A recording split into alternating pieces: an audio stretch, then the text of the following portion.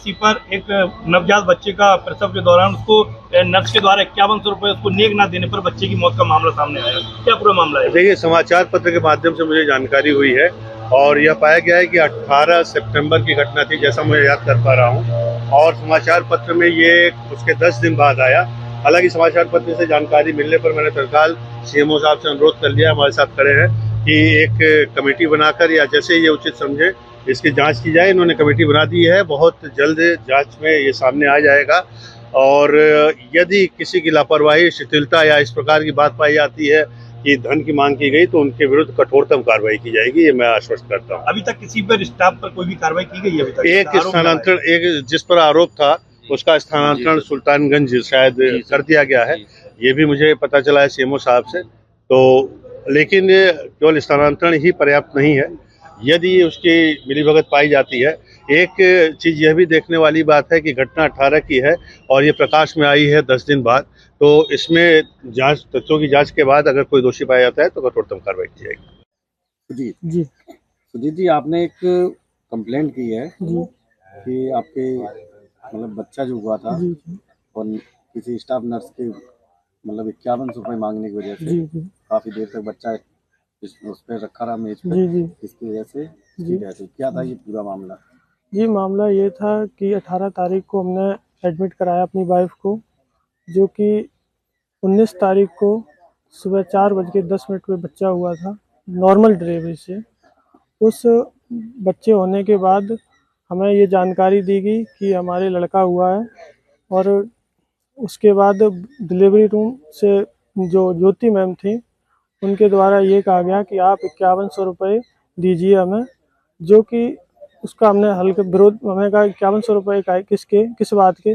जो मेरे साथ आशा थी, आशा ने भी ये कहा कि आप 5100 रुपये दीजिए, इनको हर सभी से लगते हैं ये रुपये।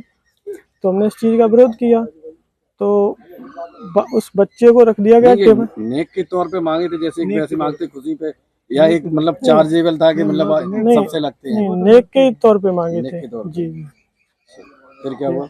उसके बाद उन्होंने कहा कि तो लगभग मेरे पास पैसे, हमने पहले तो विरोध किया इस चीज़ का कि पैसे तो नहीं है हमारे पास और हम देने में असमर्थ हैं। तो उन्होंने, आशा ने बोला कि सभी पर लगते हैं ये पैसे। उसके बाद जनरल वार्ड में वाइफ को लिटा दिया गया। फिर हमने अपने, जब बच्चा दिया उन्होंने, तो हम लोग परेशान बहुत हो गए थे। फिर हमने इधर उधर से करके पैसे 5100 रुपये दिए उनको।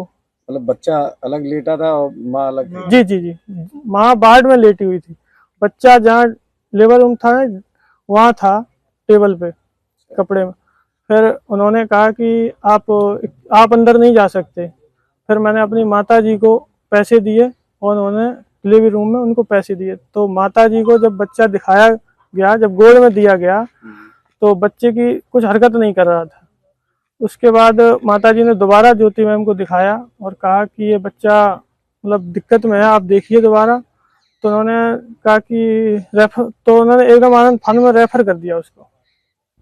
जी जी, और वहाँ से सैंपई मतलब झटके हल्के आ रहे थे हमारे सामने। उसके बाद पता नहीं, मतलब सैंपई पहुँच नहीं पाए, तो रास्ते में एक्सपायर हो गया।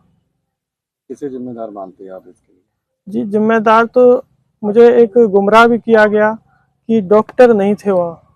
मतलब जो थी ज्योति मैम, वो नर्स स्टाफ थी। 20 तारीख को ये जानकारी हुई मुझे। डिलीवरी नहीं कराई थी जी, कोई भी डॉक्टर नहीं था वहाँ। जो आशा से मैंने कई बार पूछा था कि यहाँ डॉक्टर, तो उन्होंने, आशा ने भी ये कह दिया कि यही डॉक्टर हैं, और ज्योति मैम ने भी कहा कि हम ही डॉक्टर हैं।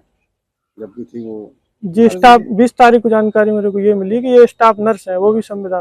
अच्छा, इतना टाइम हो गया, मतलब तो आपने शुरुआत में क्यों नहीं कंप्लेंट की?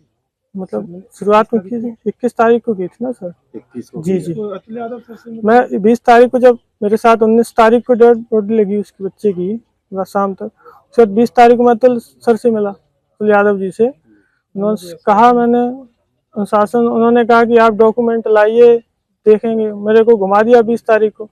21 तारीख को मैंने CM हेल्प उस पर किया जी।